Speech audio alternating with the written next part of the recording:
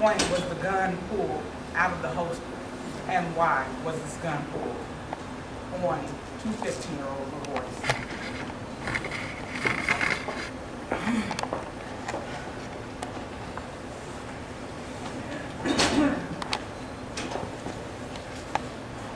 My third question is, I want to know what we are going to do as a community to make sure this does not happen to anybody else's family.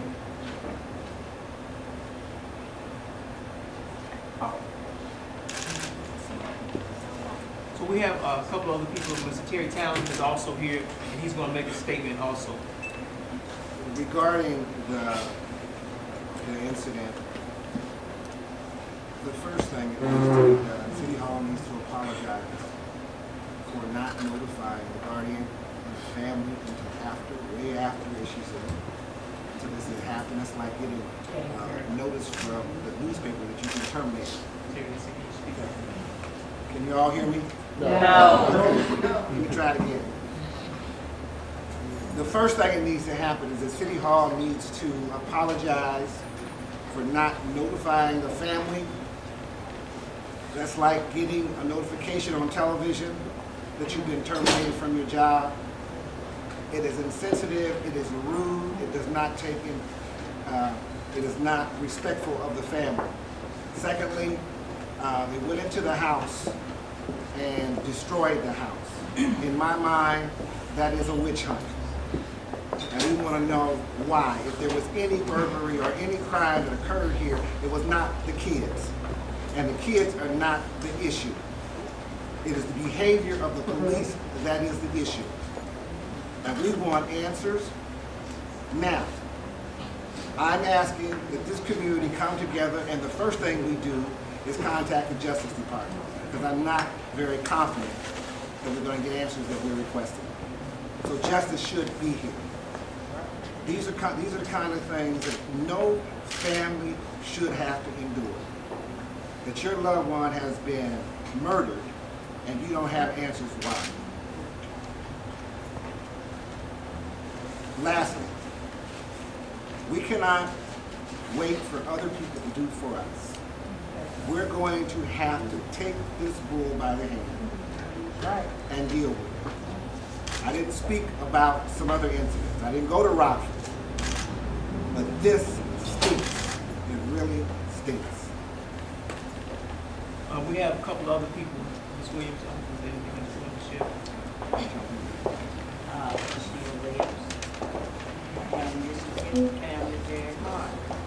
But I want to know what kind of training does the officers have to handle situations like this? What kind of training do they have? I know they have to have training to get on the police force, but how are they trained to deal with minors? I mean, it's just hard to understand. That you go on something that someone's called you for, and this is what it comes down to. And I mean, they got to be trained to deal with youth as well as grown people. And I mean, if you all of y'all have children yourselves, and I'm sure if somebody calls somebody, police or one of your kids, you would want to know that they are trained to take care of this, you know, this problem itself. Without a gun being drawn, we don't know how the gun come out the holster. We have yet for someone to tell us that. And I mean, why would a gun come out the holster on kids? I mean, it makes no sense at all. It's a senseless tragedy that we all need to work on.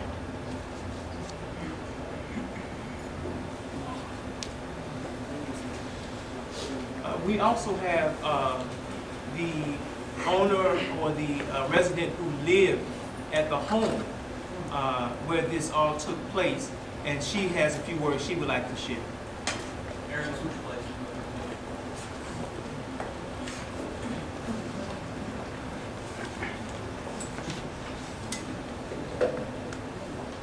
My name is Deborah Thomas. Kiwane lived with me the whole summer. He was my my son's best friend. He ate over there every day. He slept there just about every night. He washed his clothes, everything. He was like a son to me. I was friends with his mom, and he was like a son to me. And I don't think he would have tried to break in my home. I just want to know why they tore my house up like that. I still have no back door. The police tore it down. Yeah, police tore my back door. And did he have permission to be in your home Yes, he did. at that time? Well, he was supposed to be in the school, but all times he could be there. He was staying there. What about the other young man? We're going to take questions in a little at the end. You all, we want to let the other people make their statements, and then there are other questions that will be. You all have an opportunity to ask questions. Ms. Underwood, Pastor Underwood, the president of Ministers Alliance, is also here, and Mr. Sean Williams. We have several different people from the community who have positions that they want to take. Ms. Underwood, do you want to come up?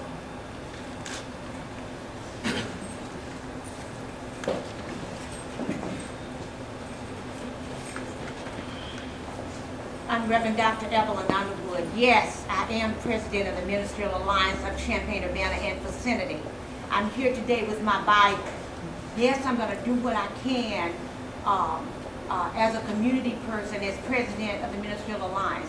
But what I've been trying to do first is to support this family.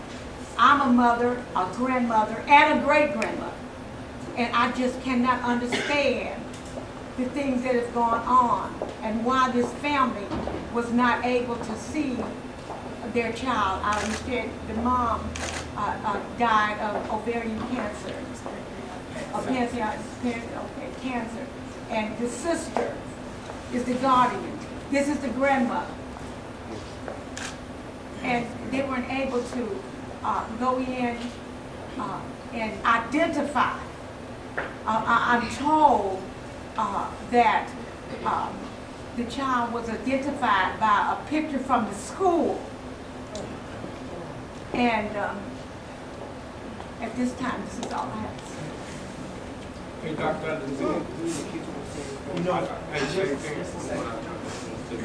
Dr. Underwood, at a meeting that we have in Fifth Creek, what did I tell Pastor Chambers what was going to happen in Champaign with the Champaign Police? Reverend Chambers here right now. What did I say at that meeting? On last week, before the president of the NAACP went to Rockford for the march, we were at a meeting at our church where my husband pastors, and we were working with the consent decree settlement, and we were coming up with statements in order to work with the school district on what will be happening on tonight. The vote will be taken tonight. And we were talking about what was going on in Rockford.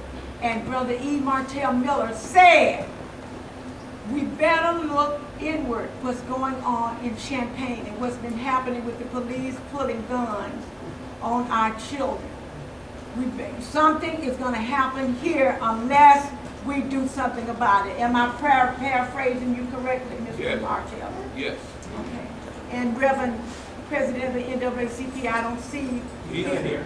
Oh, yes. And he might want to come up and state what we talked about there. And then a week later, but anyway, I don't want to get emotional.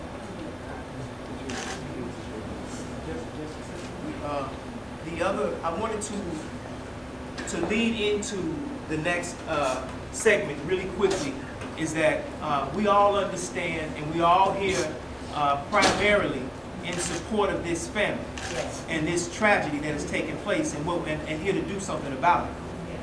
One of the things that we have to accept is that Kiwane is gone in physics, but physically we have all of these other young children here, our children who are still in the line of fire.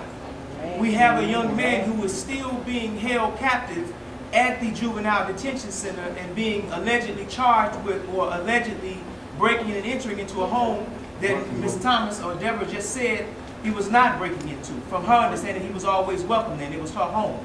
But we also have here the mother of the young man who's being held at the juvenile detention center. So we want to make sure that those of us who are here, the children that are still alive,